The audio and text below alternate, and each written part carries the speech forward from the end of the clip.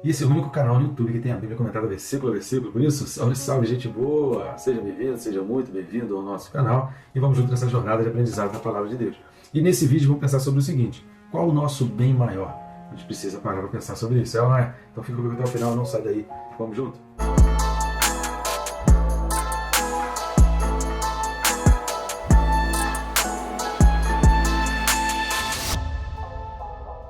Aproveita e se inscreva aí, rápido e fácil, vai clicar no botão inscrever, pronto, já vai estar inscrito. Eu recomendo ainda clicar no sininho, porque clicando no sininho você vai ter dois benefícios, né? Um de ficar por dentro de tudo que acontece aqui no nosso canal, esse trabalho inédito e exclusivo, a Bíblia comentada versículo a versículo só tem aqui.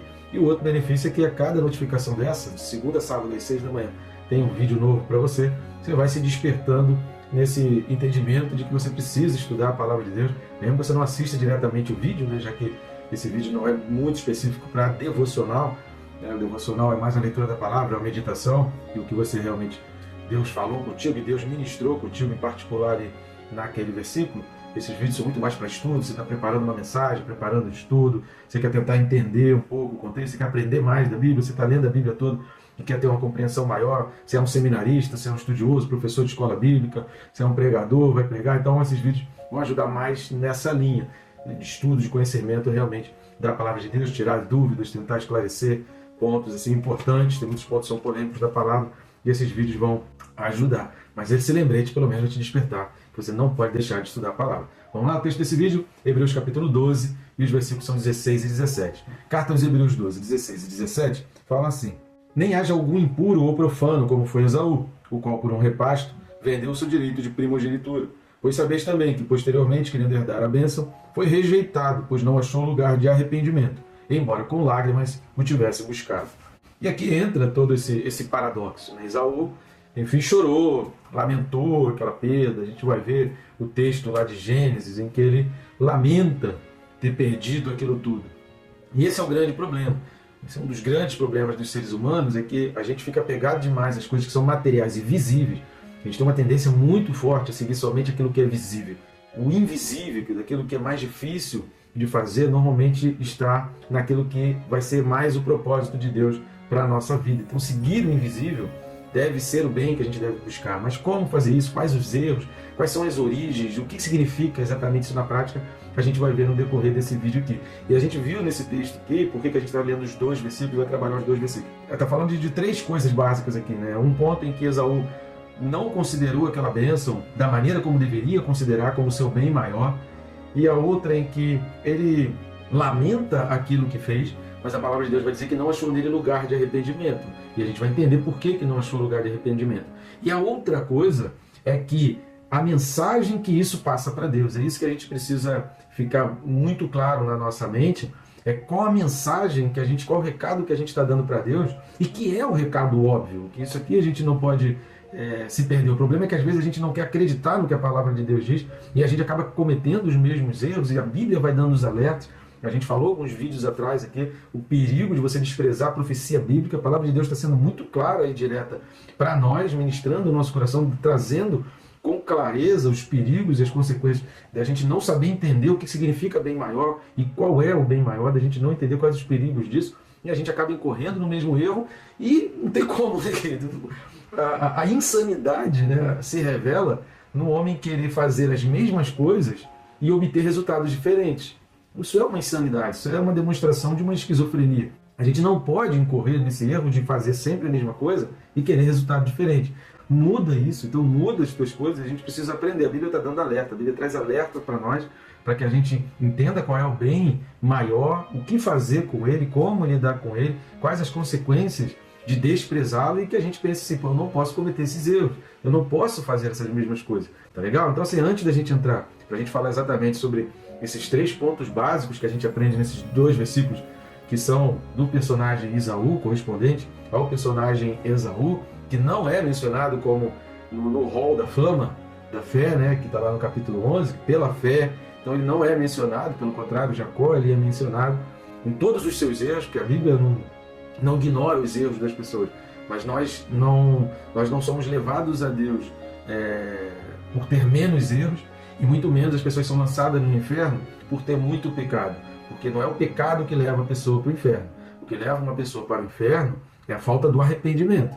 É não entender que aquilo é pecado. E como a gente já falou aqui em vídeos anteriores, né? Não só achar que aquele pecado é correto, como ainda ensina a outros, ministra a outros, transmite a outros e querem que outros estejam juntos com ele nesse pecado, ensinando que aquilo dali não é bem pecado, que aquilo dali não é mais pecado, que Deus se converteu depois de Jesus Cristo, Deus mudou, e aquilo ali que era considerado pecado antes, agora não é mais, porque há um Deus diferente, o Deus do Novo Testamento, que é o Deus de hoje, é diferente do Antigo. Balela, mentira, não acredite nessas historinhas que são palavras de falsos profetas. Então Deus é o mesmo, o que sempre foi pecado continua sendo pecado, a gente precisa diferenciar isso, a gente precisa diferenciar ordenanças, cerimônias de pecados, explicando o que é pecado continua sendo pecado, e a gente precisa compreender essas coisas e entender aquilo que a gente precisa se arrepender, aquelas coisas que a gente precisa ter arrependimento e ter mudança, ter transformação, ser gerado novamente, ser regenerado pelo Espírito Santo, nascer de novo. Isso significa nascer de novo.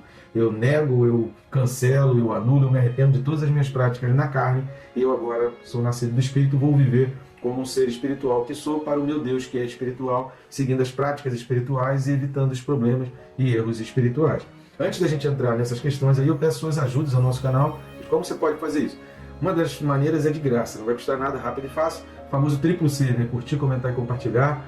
Curtindo e comentando no YouTube, mostra isso para mais pessoas, e compartilhando você leva além do YouTube.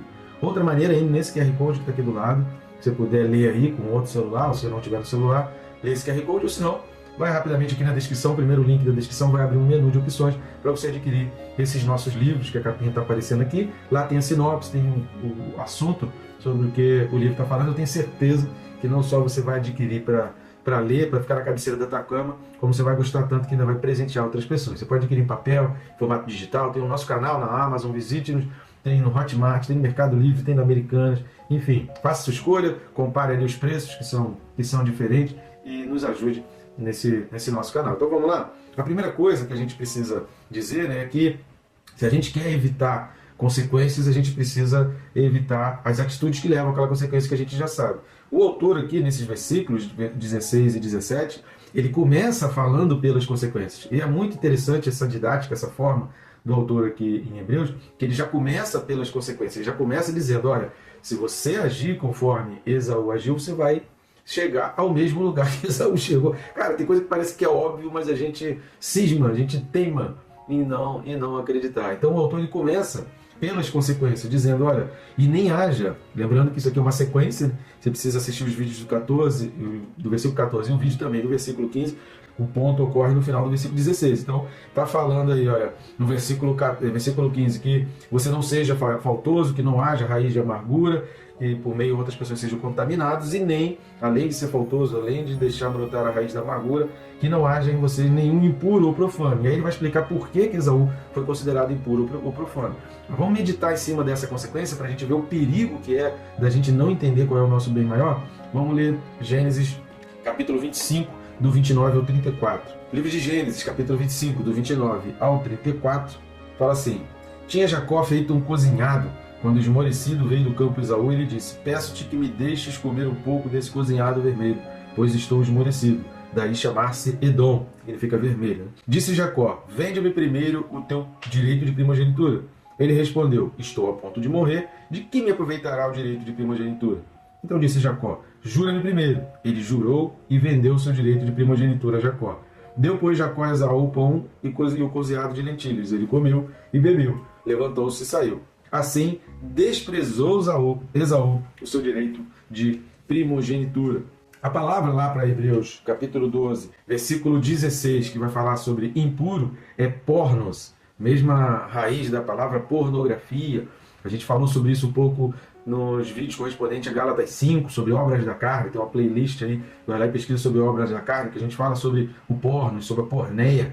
A gente explica ali com detalhes maiores sobre isso. Não vou entrar nesse mérito aqui, eu vou deixar uns links aqui no final. Aí você dá uma olhada lá para você aprender um pouco mais sobre isso. Que significa prostituição à luxúria, significa o homem prostituto, o homem que se entrega à relação sexual ilícita, ao fornicador. Então o pornos é essa pessoa, que é o fornicador. O profano é o bébelos, que significa não santificado, comum, incrédulo. Então repare que o autor ele começa aqui pelas consequências, porque o desprezo de Esaú, como a gente leu lá em Gênesis capítulo 25, há uma bênção que era divina, aquela bênção era uma bênção instituída por Deus. Era algo que todo mundo sabia que era Deus que tinha concedido, que tinha colocado aquilo. Do pai mesmo não havia uma bênção específica, mas aquele pai era um ministrador de uma bênção divina. O conceito de que aquilo é uma ministração de uma bênção divina requer de nós uma maior honra. Esse desprezo de Esaú o leva então a perder todo esse direito. A gente vai ver daqui a pouco o texto em que ele lamenta muito isso, porque é naquele momento que ele se dá conta. Então é quando as coisas começam a acontecer que ele se dá conta do mal que ele fez para si mesmo. Só que a Bíblia vai chamar esse desprezo de Esaú dizendo que ele foi impuro ou profano. Por quê? Porque a raiz, a síntese, os motivos são os mesmos que levam as pessoas aos prazeres espirituais. É a fome.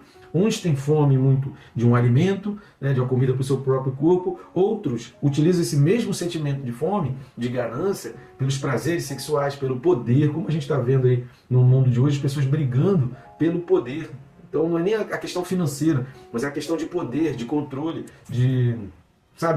vou ficar na história como alguém que controlou, como alguém que dominou. Então esse desejo, essa ganância por poder, eles têm a mesma origem. A origem é a mesma. Por isso que Deus vai dizer que uma pessoa profana, um prostituto, uma pessoa dada demais às coisas sexuais, aos prazeres sexuais, ele está fazendo a mesma coisa, ele está desprezando um bem maior. Então todas essas consequências, todos esses itens fazem parte do mesmo caminho que a pessoa está trilhando. São apenas itens diferentes, mas o caminho é sempre o mesmo. A pessoa está desprezando o que é espiritual, a pessoa não está dando valor àquilo que ele não consegue ver, ela não está dando valor ao que é invisível, ao que deveria realmente ser o seu bem maior, e ela está considerando uma satisfação, uma necessidade básica, porque assim como a necessidade de alimento, todo ser humano, seja homem ou seja mulher, tem as suas necessidades de satisfação sexual, e Deus colocou isso como bênção para um casal, para a constituição da família e para a procriação. Então, seja, dentro do casamento, aquilo que é permitido ali dentro do casamento não é permitido fora das relações de casamento. Então Deus já criou uma instituição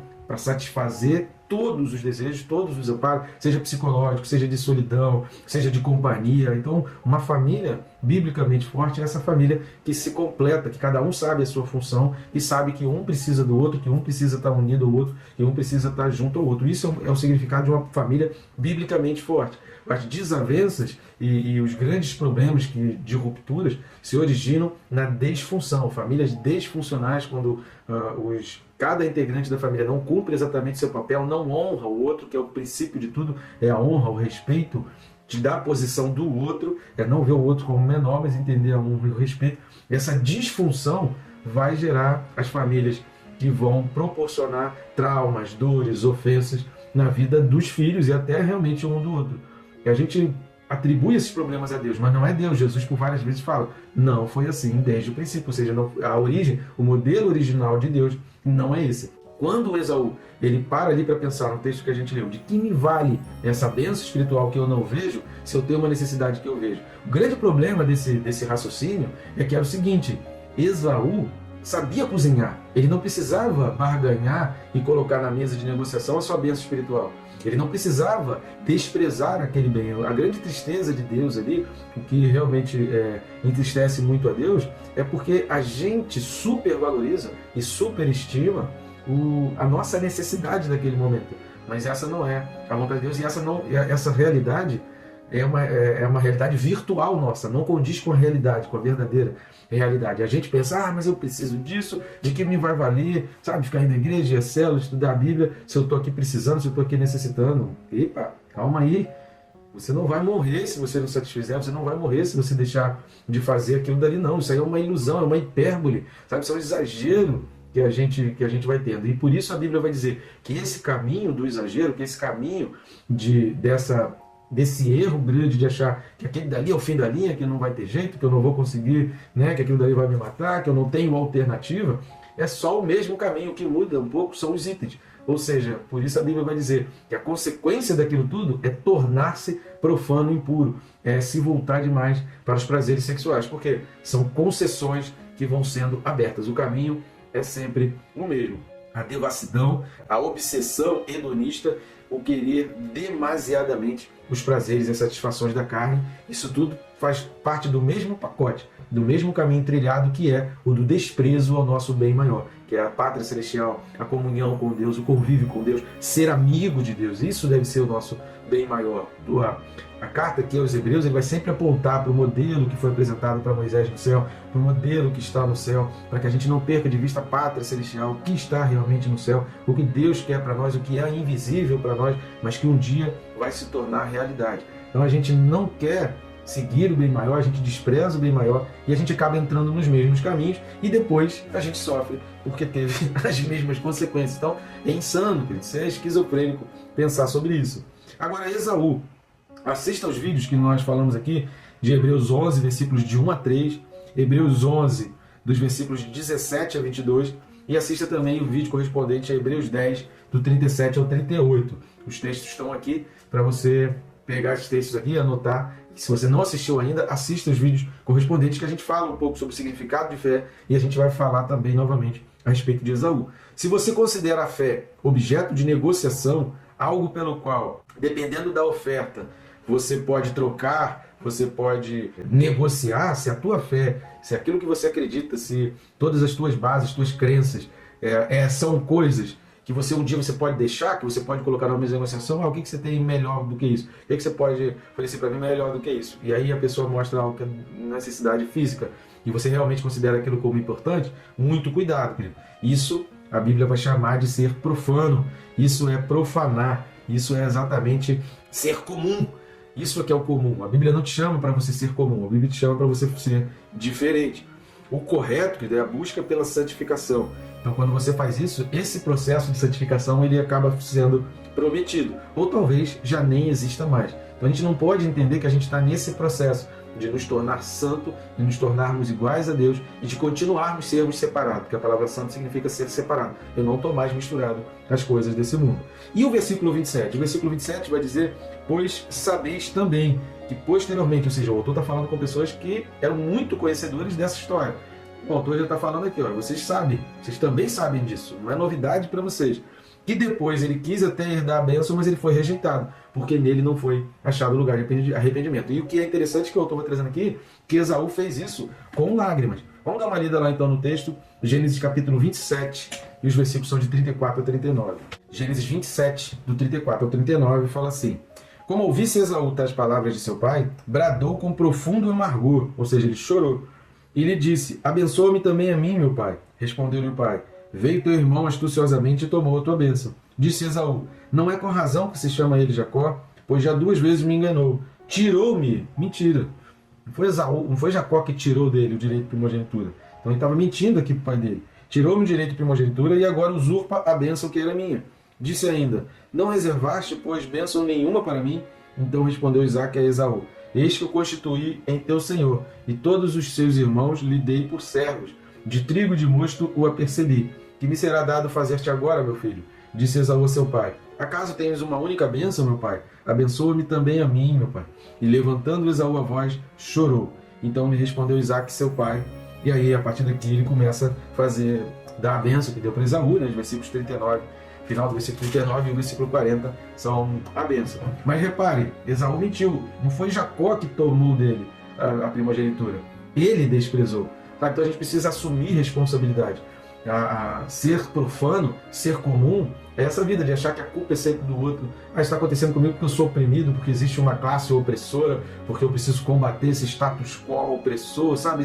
Essas coisas assim, de que eu não posso fazer o meu caminho, de que eu não posso trilhar o meu caminho, de que eu não posso fazer as coisas, e eu posso ser tremendamente abençoado independente do que está acontecendo à minha volta. Querido, o mundo pode estar em crise, mas se Deus decretar que na tua vida não tem crise, não tem crise. Não foi assim com José lá no Egito? O mundo estava em crise, mas Deus já tinha avisado ele antes, ele se planejou, se preparou. O mundo todo estava em crise, e enquanto o mundo estava em crise, ele estava se dando bem, ele estava vivendo bem.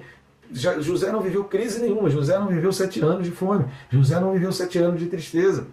O mundo viveu, ele não. Então, quando a gente está em Deus, quando a gente entende o nosso bem maior, a gente está descolado dessas coisas que acontecem no mundo e a gente consegue viver a bênção e a alegria que é estar em Deus. E Esaú não conseguiu compreender isso. Ele ainda mentiu para o seu pai dizendo que foi Jacó que tomou. Jacó não tomou. Jacó fez uma oferta. Querido, não vai faltar oferta diante da nossa vida. Se toda vez que alguém fizer uma oferta, querendo que você troque a tua fé, querendo que você troque a tua vida de santidade, querendo que você abra mão dos princípios e valores bíblicos, judaico-cristãos, que você abra mão do que a Bíblia te ensinou. Toda vez que vier uma oferta, que brilhar os teus olhos, assim como a serpente fez diante de Adão e de Eva, né? Foi diante do casal, não foi só para Eva. Adão também recebeu aquela oferta. Toda vez que seus olhos brilharem, se as suas necessidades físicas falarem mais alto, você não pode culpar quem te ofereceu, você não pode culpar quem está fazendo a oferta, você não pode culpar quem está oferecendo para você. Então, direito não é algo palpável. A gente precisa entender. Quando você aceita Jesus, a primeira carta de João diz que ele morreu para tirar o pecado do mundo e que nele, por ele, são todas as coisas e através dele a gente vai entrar no céu, a gente vai herdar o reino dos céus. Só que esse direito de entrar no reino dos céus, esse direito de estar lá na glória junto com Deus, como diz Apocalipse, né, capítulos 21 e 22, isso é um direito que eu não consigo ver hoje, eu não consigo segurar hoje, não há um certificado, não há uma cartela, mas a Bíblia diz que há um selo, nós somos selados. Só que eu também não consigo ver esse selo, eu olho no espelho e não vejo o selo, eu olho as pessoas ao meu redor, eu não sei quem é selado e quem não é. Então eu preciso me agarrar à palavra de Deus, eu preciso me agarrar aos princípios e valores bíblicos e entender que aquilo me garante um direito. O que Esaú pensou naquele momento? Do texto que a gente leu lá de Gênesis capítulo 25. Ele pensou, o direito eu não vejo, o direito eu não seguro, mas eu estou com fome, esse prato de lentilha eu seguro. A gente se torna muito inconsequente. E essa inconsequência de Esaú tem um preço. E às vezes a gente se esquece que atos de inconsequência têm um preço e o pagamento desse preço é indispensável. Ou seja, eu posso e eu tenho como evitar que uma andorinha, que um passarinho sobrevoe a minha cabeça. Mas uma vez que esse passarinho sobrevoou e começou a fazer ninho, eu já não tenho como mais evitar que ele faça sujeira na minha cabeça, porque uma coisa já está puxando a outra. Então, se eu não quero determinadas coisas, eu preciso entender, se eu não quero aquela consequência, eu não posso fazer aquele tipo de ato. E isso faltou para Esaú, o entendimento de que aquilo é um bem maior. Não, eu não vou fazer isso porque isso vai atrair desgraça para a minha vida, porque eu quero, porque a bênção do meu pai, essa bênção é importante para mim. Então será que realmente, até que ponto Deus é realmente importante para você? O grande perigo da gente ficar cedendo às tentações e cometendo os mesmos pecados várias vezes é o recado que a gente está passando para Deus, é o sinal que a gente está dando para Deus claramente de que aquela bênção, de que aquilo que Deus tem para nós é realmente importante. Então a lentilha era palpável e o direito não era. Muitos só vão lamentar, querido, quando for tarde demais. Nunca abra mão de direitos só porque você não os vê. Então vamos finalizar com dois textos aqui. Eles são utilizados não só com base em situações que aconteciam, porque pessoas eram lançadas aos animais fora das cidades que eram fechadas com um portão e tinham as suas muralhas, e essas pessoas depois ficavam querendo voltar para a cidade, eram atacados com animais ferozes, e eles começavam a gritar, eles rangiam, eles gemiam, né? Havia choro ali, ranger de dente. Então essa expressão choro e ranger de dente tem origem também nisso, né? Essas pessoas que eram condenadas eram lançadas fora da cidade, que haviam animais ferozes em volta da cidade, e por isso tinha os seus muros, mas também baseado nessa história de Esaú. Então vamos ler Lucas capítulo 13, versículos 28 e 29. Evangelho de Lucas, capítulo 13, versículos 28 e 29, fala assim, olha, ali haverá choro e ranger de dente, quando virdes no reino de Deus Abraão, Isaque, Jacó e todos os profetas, mas vós lançados fora. Muitos virão do Oriente e do Ocidente, do Norte e do Sul, e tomarão lugares à mesa no reino de Deus. O que Jesus está querendo dizer aqui, quando fala assim, ó, quando você vir Abraão, Isaque, Jacó e todos os profetas, mas você ficar de fora. O que a Bíblia está falando aqui? Ela está falando assim, olha, eu já te mostrei esses exemplos de Abraão, de Isaque e Jacó. Eu já deixei registrado na Bíblia. Que a Bíblia está dizendo aqui que você já conhecia isso, você sabe desses princípios, você já ouviu falar dos exemplos deles, mas vocês não quiseram seguir os exemplos deles. E aí, naquele momento lá, vocês vão cair em si e vão falar, por que eu não quis seguir esses exemplos? Poxa, só que ali já não vai ser mais o momento de se arrepender. Então, a gente precisa aproveitar esses exemplos em vida, porque aqui é a hora da gente se arrepender. E quando está falando de fruto digno de arrependimento, é exatamente você precisa mostrar para Deus qual é o teu bem maior, o que realmente mais importa. É na hora de uma troca, na hora de uma possibilidade de troca, que a gente evidencia o que realmente é mais importante para nós. É na hora das ofertas que a gente consegue mostrar o que realmente tem valor para a gente. Porque o que tem valor máximo para a gente, aquilo que é o bem maior para a gente não negocia. Porque, eu te ofereço 20 milhões. Não, cara, isso aqui não vale isso. Eu te dou 100 milhões, eu te dou 1 bilhão. Não, cara, isso aqui vale muito mais do que isso. Não tem dinheiro no mundo que pague isso. Agora, quando as ofertas vão ficando mais altas, você começa a dizer, bom, quem sabe, né? Por esse valor aí, então eu concedo. Então significa que aquilo realmente não tem um valor maior para você, não tem algo que realmente importa para você. Então não basta você dizer que tem. Você precisa, como disse Júlio César, né? Tem uma história que conta que o imperador Júlio César, disseram para ele que a esposa dele estava traindo, ele fez uma investigação, descobriu que a esposa dele tinha uns amigos, mas que não estavam traindo. E aí a frase que ficou famosa de Júlio César é: não basta a esposa de César ser honesta, ela precisa parecer honesta. Então os nossos atos, eles precisam condizer com quem realmente a gente é. Então é em cada atitude, em cada escolha, que a gente vai refletir aquilo que a gente realmente é. É na hora realmente da troca, na hora que a gente é posto à prova, que a gente vai demonstrar qual é o nosso valor maior e o que realmente tem valor para nós. E o último texto para fechar, Mateus 25, 29 e 30. Evangelho de Mateus, capítulo 25, versículos 29 e 30, fala assim: porque a todo o que tem se lhe dará, e terá em abundância, mas ao que não tem, até o que tem lhe será tirado. E o servo inútil lançai-o para fora nas trevas, ali haverá choro e ranger de dente. Onde está a tua fé?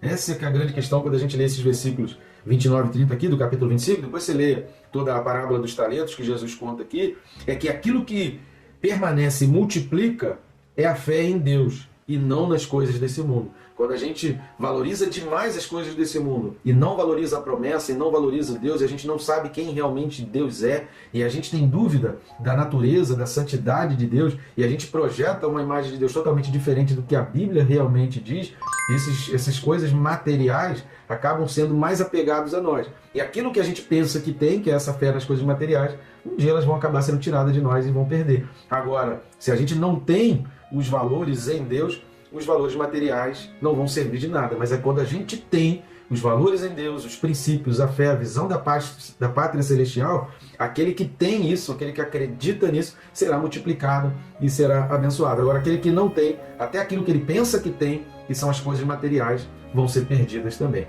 Tá bom, queridos? Espero que esse vídeo tenha ensinado bastante a você. Qualquer dúvida, deixa aí nos comentários, faz pergunta, que se preciso for, a gente cria um vídeo adicional para explicar melhor sobre essas coisas. Que Deus te abençoe, rica e abundantemente.